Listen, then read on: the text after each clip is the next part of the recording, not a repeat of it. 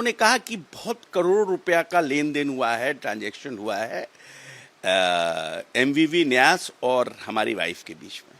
तो account number बता दीजिए, tell me the account number so that I can verify. हो सकता है my wife is doing it, I am not aware about it, let me find out. वो आप बता दीजिए। उन्होंने कहा कि इन्होंने बहुत सी संपत्तियां खरीदी हैं। तो संपत्ति कौन सी है? वो जमीन इन्होंने खरीदा है और चला रहे हैं कि जमीन घोटाला है, जमीन मेरा। एक कट्ठा भी पटना में मेरे नाम से जमीन होगा तो मैं प्रशांत किशोर जी का गुलामी करने को तैयार हूं। अशोक चौधरी जी की पत्नी श्री नीता केसकर चौधरी जी हैं, जो इस राज्य के बड़े जो बिल्डर हैं श्री दिलीप कुमार मित्तल और राकेश कुमार अग्रवाल जी से 13 फरवरी 2021 को 2.651 डिसमिल जमीन 2,61,97,000 में खरीदा। उसके बाद उसमें नीता केसकर चौधरी ने अपनी पहचान, देखिए चालाकी, अपनी पहचान अपने पति अशोक चौधरी को लिखा। नीता केसकर चौधरी ने जो दूसरा संपत्ति खरीदा, पहला संपत्ति 2,61,97,000, दूसरा जो संपत्ति खरीदा है नीता केसकर चौधरी ने उसी दिलीप कुमार मित्तल और राकेश कुमार अग्रवाल से 20 जुलाई 2022 को 2.09 डिसमिल जमीन 3,42,34,000 में रजिस्ट्री कराई है, जिसमें उन्होंने अपने पति अशोक चौधरी का नाम छिपा लिया और अपना पहचान पिता श्री गोपाल राव केसकर और उनके दुर्गा मेरीन ड्राइव दुजरा का पता दिया है। आप समझ सकते हैं कि ये कुल संपत्ति 6.08 करोड़ का है और उसमें 10% रजिस्ट्री शुल्क लगा है। मतलब कुल मिला के ये 7 करोड़ का संपत्ति है। एक में वो पता लिखता है अपने पति के बारे में, उसके निवास के बारे में, दूसरे में वो पता लिखता है अपने पिता के बारे में और पिता के एड्रेस पर वो लिखता है। ये बिल्कुल जालसाजी है, ये धोखा है और ये एक बड़ा गबन है। हम आपको उसका रजिस्ट्री सीधे तौर से उपलब्ध कराते हैं, जो आप लोग भी इसको देख लीजिए। ये आपको एक डीड है और दूसरा डीड आपको ये है, डीड नंबर 2939 एक है और दूसरा डीड नंबर 10,846 है। दूसरा कि नीता केसकर चौधरी के बारे में आपको मालूम होगा कि उन्होंने वैशाली ट्रेडिंग कंपनी के नाम पर उन्होंने पंजाब नेशनल बैंक से 1,60,00,000 और 1,40,00,000 मतलब 3 करोड़ रुपया उन्होंने लोन लिया। बैंक गारंटी के मामले में जब पंजाब नेशनल बैंक ने खोजा तो वो फर्जरी निकला। बैंक की शिकायत के बाद सीबीआई ने मामले की जांच की। पटना हाई कोर्ट ने उनको, जो उनका पैरवी है और जो उनका सरकार ने पैरवी नहीं किया, तो उनको दोष मुक्त कर दिया। तब सीबीआई ने सुप्रीम कोर्ट गई, चुनौती दी, वहां जाके सुप्रीम कोर्ट ने हाई कोर्ट के आदेश को स्थगित कर दिया। आज भी यह मामला सुप्रीम कोर्ट में विचाराधीन है, यानी नीता केसकर चौधरी आज के दिन भी धोखाधड़ी के मामले में अभियुक्त है। क्या मंत्री अशोक चौधरी या उनके पत्नी नीता केसकर चौधरी बताएगी 7 करोड़ की रकम उन्होंने कहां से ली? हमारा आरोप है कि यह व्यावसायिक प्रॉपर्टी है जिसका बाजार मूल्य कम से कम 20 करोड़ रुपया है, कम से कम 20 करोड़ रुपया है। दूसरी बात कि सीबीआई जब जांच कर रही है तो इतना पैसा कहां से लाया है, ये महत्वपूर्ण बात है। ये मैं सिर्फ नीता केसकर चौधरी के बारे में और अशोक चौधरी के बारे में आपको हमने बताने का काम किया है। अभी हम लोग मंत्री अशोक चौधरी और उनकी पत्नी नीता केसकर चौधरी के सिर्फ 2 संपत्ति के बारे में मैं फिर कह रहा हूं, आपको जानकारी दे रहा हूं, जो 20 करोड़ की संपत्ति है और जिसने बैंक के साथ धोखाधड़ी किया है। उसके अलावा उन्होंने जो संपत्ति अर्जित की है वो मैं आगे बताऊंगा।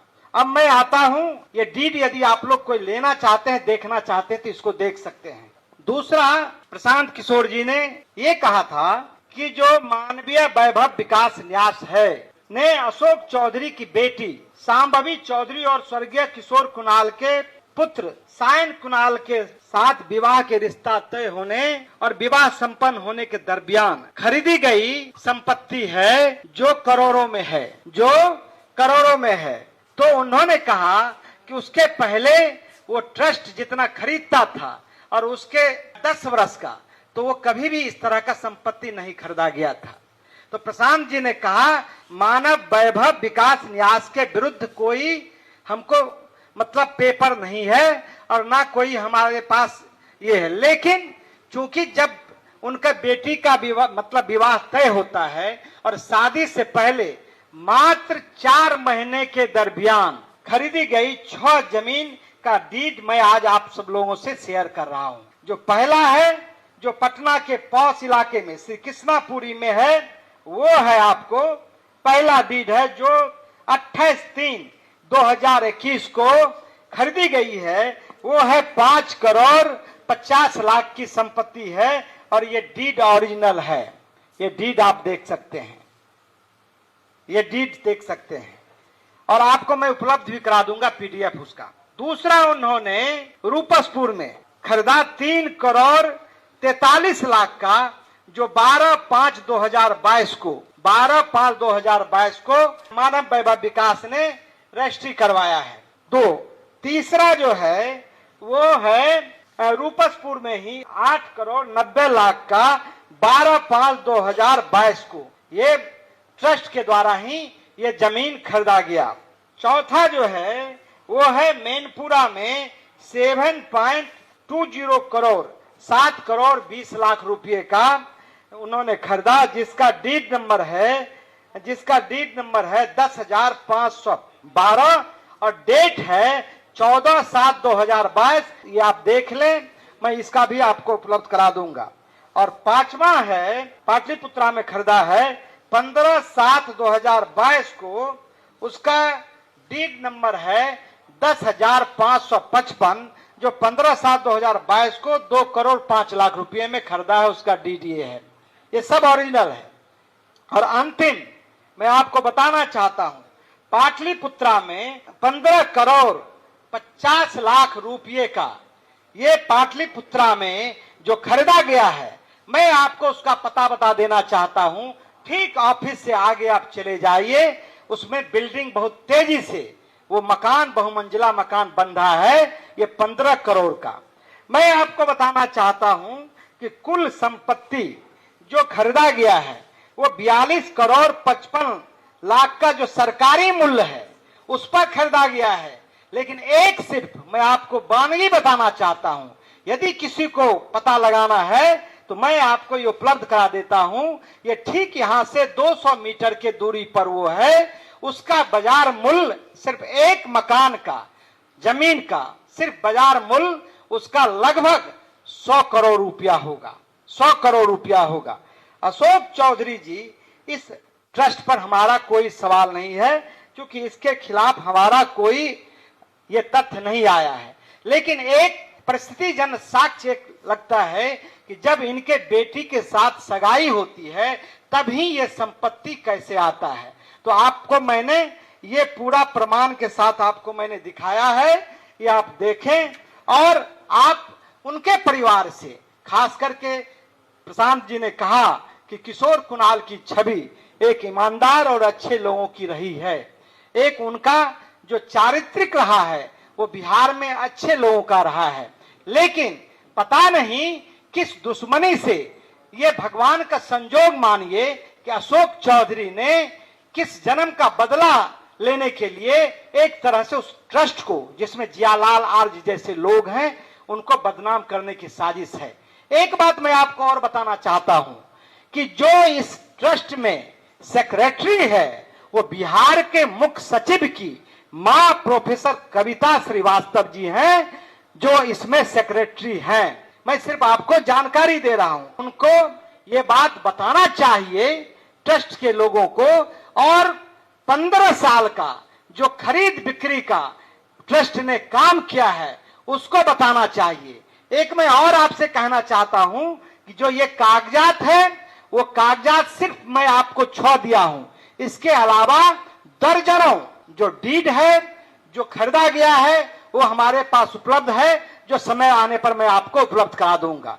तीसरा जो आरोप है वो भी मैं आपको बताना चाहता हूं। जो प्रशांत किशोर जी ने जो एक आरोप लगाया था, तथ्यों के आधार पर आरोप लगाया था, प्रशांत किशोर जी ने यही उस दिन कहा था। उन्होंने कोई मानव वैभव पर आरोप नहीं लगाया था और उनके खिलाफ कोई हमारे पास साक्ष्य नहीं था, लेकिन उन्होंने जो आरोप लगाया था और जो सिद्ध है उसमें कहीं से दो राय नहीं है, वो है अशोक चौधरी की जो बेटी है श्री सांभवी चौधरी, जो समस्तीपुर से सांसद है। तो अशोक चौधरी ने 2019 में 2 रजिस्ट्री अपने पीए योगेंद्र दत्त जी के नाम से करवाया है। ये दोनों आपको, ये मैं आप लोग को उपलब्ध करा देता हूं और दोनों ये डीड आप देख लें। एक डीड नंबर है आपको 8054, दूसरा डीड नंबर है 8427। ये दोनों डीड के द्वारा उन्होंने ये जमीन खरीदा और अशोक चौधरी ने योगेंद्र दत्त को अपना अवैध पैसा उसमें दिया, जिसकी आप जांच कर सकते हैं।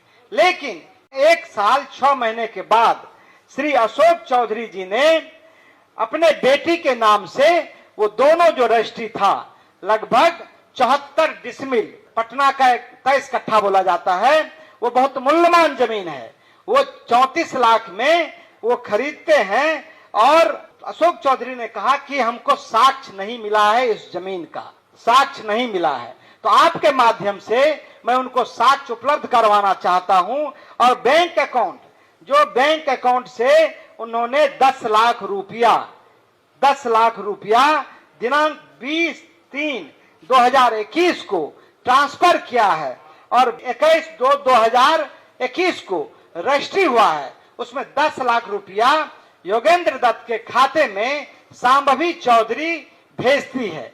उस समय सांभवी चौधरी 10 लाख रुपया मात्र भेजती है और वो उस समय पढ़ाई कर रहा है। तो क्या एक पढ़ने वाले लोग 34 लाख रुपया कहां से लाएंगे? वो ऐसा कौन सा रोजगार है सांभवी चौधरी का जो उन्होंने 34 लाख रुपया उनको पेमेंट किया? एक दूसरा की 34 लाख के बदले मात्र उन्होंने 10 लाख दिया। और 10 लाख में भी मैं आपको बताना चाहता हूं कि दिनांक 1/3/2021 को उनसे 2 लाख रुपया निकाल लिया गया और फिर दिनांक 2/3/2021 को 9 लाख रुपया निकाल के 10 लाख रुपया उसमें भी अशोक चौधरी ले लिया है। ये गंभीर आरोप है। रुपया जमा किया लेकिन 10 दिन के बाद वो पैसा निकाल लेता है, चूंकि पैसा ये दिया था। तो ये एक आरोप है, ये आप ले सकते हैं, ये बैंक का स्टेटमेंट है, स्टेट बैंक का। दूसरा हमारे पास जो उन्होंने रजिस्ट्री किया है, जब सांभवी चौधरी आपको नॉमिनेशन किया तो नॉमिनेशन के बाद उन्होंने अपना संपत्ति दिखाया कि भाई जमीन दिखाया कि 54 लाख का है। रिटर्निंग अफसर जो डीएम है उन्होंने इनकम टैक्स को ये भेज दिया। इनकम टैक्स ने इसकी जांच की और नोटिस किया कि भाई आप तो 10 लाख रुपया दिखाए हैं और ये जमीन 34 लाख रुपया से ज्यादा का है, तो ये पैसा कहां है, आप इसका जवाब दें। तब इन लोगों ने योगेंद्र दत्त से संपर्क करना चाहा तो योगेंद्र दत्त ने कहा कि भाई हम ये पैसा नहीं लेंगे, आप जिस समय देने का था उस समय दिए नहीं, जब इनकम टैक्स आपको कर रहा है तब आप दे रहे हैं। तब आपको अशोक चौधरी, चूंकि बैंक अकाउंट उसको मालूम था, तो दिनांक 27/4/2025 को अशोक चौधरी ने 25 लाख रुपया, मतलब सांभवी चौधरी ने 25 लाख रुपया योगेंद्र दत्त के खाते में जमा कर दिया है, जो पैसा आज भी है। प्रशांत किशोर जी सिर्फ इसी आरोप पर उन्होंने कहा कि इसके खिलाफ हमें पूर्णतः सबूत है। और ये सबूत चूंकि अशोक चौधरी ने कहा कि ना तो हमको डीड का पेपर है ना बैंक का है, तो आपके माध्यम से हम दोनों आपको उनको उपलब्ध कराना चाहते हैं। वो ले ले और ये बतावे वो कि किस तरह से वो भ्रष्टाचार में लिप्त हैं, किस तरह से वो अवैध संपत्ति खरीद रहे हैं। मैं आपको बताना चाहता हूं कि अशोक चौधरी के बारे में आप जानते हैं कि पिछले मार्च में 30,000 करोड़ का टेंडर हुआ और उसमें 2% पैसा लिया है। उसकी चर्चा हम बाद में करेंगे। लेकिन अशोक चौधरी ने जो साम्राज्य खड़ा किया है, वो दिल्ली में सफदरगंज में अपने मां के नाम से फ्लैट लिया है, जिसमें मनीष आनंद की कंपनी ने उन्हें बेचा है, प्रॉपर्टी खरीदी है। जो राकेश कुमार बंसल है और जो एक और हैं वो दोनों, आपको कुणाल साहब ने भी वही संपत्ति बेचा है और नीता चौधरी केसकर को भी वही संपत्ति बेचा है। आप समझिए, दोनों का संपत्ति वही बेचा है। उसके अलावा इनका महावीर इलेक्ट्रिक जो है उनमें बंसल जो कंपनी है उसमें, उसके अलावा डीपीएस वर्ल्ड स्कूल जो है उसमें सहित अनेकों संस्थान में इनका अवैध संपत्ति है, जिसका पेपर हमारे पास उपलब्ध होगा, समय पर मैं आपको उपलब्ध कराऊंगा। लेकिन अब अशोक चौधरी जो 100 करोड़ का मानहानि का मुकदमा प्रशांत किशोर जी पर किए हैं, तो उसका जवाब तो प्रशांत जी ने कहा कि हमारा वकील दे देगा। इसके पहले भी उन्होंने केस किया है, लेकिन अब उनको मैं सीधे कहना चाहता हूं कि आपने कहा था कि पेपर उपलब्ध नहीं है, तो पेपर आपको उपलब्ध हो गया है। इधर उधर की बात मत कीजिए, आप बताइए इतना प्रॉपर्टी आपने कहां से लाया है, ये आप बताइए। ये प्रॉपर्टी 200 करोड़ का प्रशांत किशोर जी ने कहा था, तो वो कम है, बल्कि ज्यादा पैसा है। इनका जो वेयर हाउस का है वो 100 एकड़ के जमीन में है। मैं आपको बताना चाहता हूं, इनका पार्टनरशिप विभिन्न लोगों के साथ है, तो उनको बताना चाहिए और उनको पब्लिक डोमेन में बताना चाहिए। दूसरी बात मैं आपको कहना चाहूंगा कि नीतीश कुमार जी से मेरा अपील है कि नीतीश कुमार जी के मंत्रिमंडल में जब भी किसी पर गंभीर आरोप लगा है, आप याद कीजिए जब हम भी एमएलए बने थे 2005 में 24 नवंबर को वो शपथ लिए थे और जीतन राम मांझी के खिलाफ आरोप लगाया था, तो उन्होंने तुरंत उनके खिलाफ विजिलेंस में आरोप था, तो उनसे तुरंत इस्तीफा लिया। सिर्फ उन्हीं से नहीं बल्कि 6 मंत्री से लिया। 7वां तेजस्वी यादव पर जब इसी जमीन खरीद में गंभीर आरोप लगे, तो उन्होंने कहा कि आप इसमें जवाब दीजिए, पब्लिक को जवाब दीजिए, और इसी आधार पर उन्होंने गठबंधन तोड़ लिया। तो हम नीतीश कुमार जी से मांग करना चाहते हैं इस प्रेस के माध्यम से कि अशोक चौधरी पर यह गंभीर आरोप है, इस आरोप पर क्या उनसे आप इस्तीफा लेना चाहते हैं? यदि ये इस्तीफा नहीं देता है तो इनको क्या बर्खास्त करना चाहते हैं? हम जनस्वराज पार्टी के लोग मांग करते हैं और बिहार के लोग भी अब मांग कर रहे हैं। उतना ही नहीं बल्कि जनता दल यू के जो मुख्य प्रवक्ता हैं नीरज कुमार जी ने भी कहा है कि अशोक चौधरी जी को जो गंभीर आरोप है उसको पब्लिक डोमेन में बताना चाहिए। मुख्यमंत्री का चेहरा बेदाग है। जो भारतीय जनता पार्टी के senior leader R K Singh ji ने हैं, उन्होंने भी कहा है कि जो आरोपी, जो गुनहगार है, जिन पर आरोप लगा है, उनको सफाई देनी चाहिए या उनके विरुद्ध कार्रवाई होनी चाहिए। तो हम मुख्यमंत्री जी से एक ही मांग करते हैं, इतने गंभीर मसले पर आपका निर्णय बिहार के लोग प्रतीक्षा में हैं। मुझे पूरा विश्वास है कि अशोक चौधरी के खिलाफ और जो अन्य मंत्री के खिलाफ पुख्ता सबूत है उस पर आप कार्रवाई करेंगे। यदि ये लोग इस्तीफा नहीं देता है तो इनको सीधे मंत्रिमंडल से बर्खास्त करेंगे।